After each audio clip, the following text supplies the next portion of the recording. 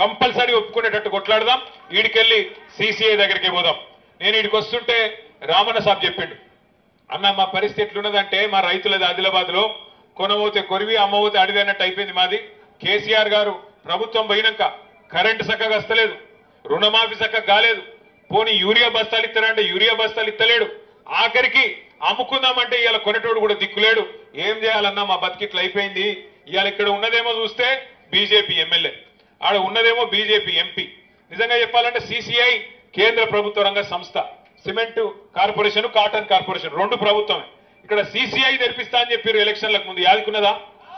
Cement corporation అది తెరిపియలే. పోనీ cotton corporation అన్నా ఏమైనా చేస్తారా అంటే కాటన్ కార్పొరేషన్ కూడా కనీసం పత్తి కొనుగోలు చేసే పరిస్థితి కూడా లేదు. ఇంకొక మాట కూడా మీకు తెలియాలి, నేను మంత్రిగా ఉన్నప్పుడు, రామన్న గారు కూడా మంత్రిగా ఉన్నప్పుడు, ఆనాడు మా దగ్గరికి సౌత్ ఇండియా మిల్స్ అసోసియేషన్, ఎవరైతే జిన్నింగ్ మిల్స్ స్పిన్నింగ్ మిల్స్ వాళ్ళు ఉంటారు కదా, వాళ్ళందరూ ఒక పెద్ద అసోసియేషన్ వాళ్ళు మా కాడికి వచ్చారు. వాళ్ళు చెప్పిన మాట ఇది నా మాట కాదు. వాళ్ళు అన్నారు, సార్ మొత్తం భారతదేశంలో పత్తి పండించే రాష్ట్రాలలో ముఖ్యమైన రాష్ట్రాలు ఏమిటి అంటే గుజరాత్, తమిళనాడు, ఆంధ్రప్రదేశ్, మహారాష్ట్ర, తెలంగాణ, ఈ 5 రాష్ట్రాలు ఉంటాయి సార్. కానీ 5 రాష్ట్రాలలో అన్నిటికన్నా బేహతరీన్ పంట, అన్నిటికన్నా బేహతరీన్ పత్తి పండించేది పండి సిసిఐ వాళ్ళకి ఇది పద్ధతి కాదు అని అక్కడ కొంతమంది చెప్పారు. దాంతో పాటు ఇక్కడికి వస్తుంటే మరి మిత్రులు మా రామన్న గారు కానీ, అనిల్ గారు కానీ, లక్ష్మక్క కానీ, ఇంకా మిగతా మన గౌరవనీయులైన సహచరులు కానీ 4-5 విషయాలు చెప్పినారు వాళ్ళు. ఒకటి, మీరందరూ ఇప్పుడే చెప్పిన మాట, మాయిశ్చర్ శాతం ఎక్కువ ఉంది అంటుంది. ఎందుకైంది మాయిశ్చర్ శాతం ఎక్కువ? ఈ సంవత్సరం వర్షం ఎక్కువైంది.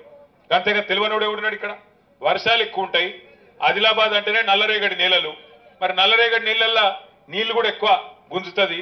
దాంతో పాటు సహజంగానే ఇవాళ చలి ఎక్కువ ఉన్నది. మరి చలి ఎక్కువ ఉన్నప్పుడు చలికాలంలో మాయిశ్చర్ ఎక్కువ ఉండదా?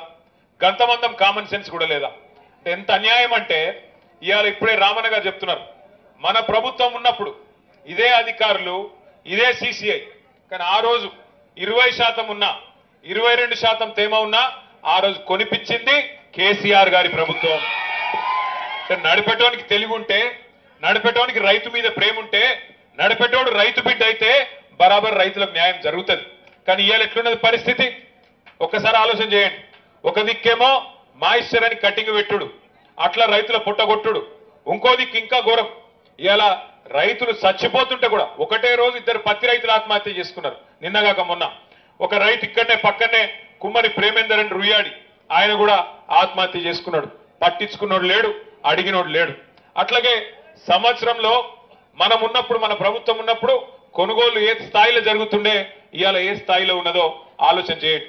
మొత్తం ఇప్పటి వరకు ఈ సంవత్సరం ఇప్పటికే 5 లక్షల క్వింటాలు కొనేది ఉండే, కానీ మొత్తం కలిపితే ఇప్పటిదాకా ఉన్నది 1,00,000 క్వింటాలు కూడా దాటలే. ఏమైతుంది మరి? ఎందుకైతుందంటే ఒకటే కారణం, అదో పనికిమాలిన యాప్ పెట్టినరు, రైతులకు వాడస్తలేదు, దానిలో చేయస్తలేదు. దాంతో ఇక్కడికి వస్తే కూడా మరి వీళ్ళు ప్రైవేటులతోనే ఏమైనా కుమ్మక్కైనరో ఏందో తెలియదు, ప్రైవేటులతో ఏమైనా మాట్లాడుకున్నారేమో తెలియదు, కానీ సిగ్నల్స్ ఉండే ఈ యాప్ వాడరాదు. పెద్ద మనుషులు ఆగమాగం పరిస్థితి, మళ్ళీ దాని మీదకెళ్ళి తోటి రాని కథ ఒకటి పెట్టి అనవసరంగా ఇబ్బంది పెడతా ఉన్నారు. ప్రైవేట్ వాళ్ళతో కూడా కుమ్మక్కైనరని నా అనుమానం, లేకపోతే ఇట్లా చేయరు. మీరు ఒక్క మాట ఆలోచన చేయండి, 5 లక్షలు కొనే కాడ 5 లక్షల క్వింటాల్ ఎక్కడ, 1,00,000 క్వింటాల్ ఎక్కడ? ఒక్కొక్క క్వింటాల్ మీద రైతుకి ఎంత నష్టం వచ్చిందంటే, మన ప్రభుత్వం ఉన్నప్పుడు మంచిగా 8,000 కాడికి కొన్నాం.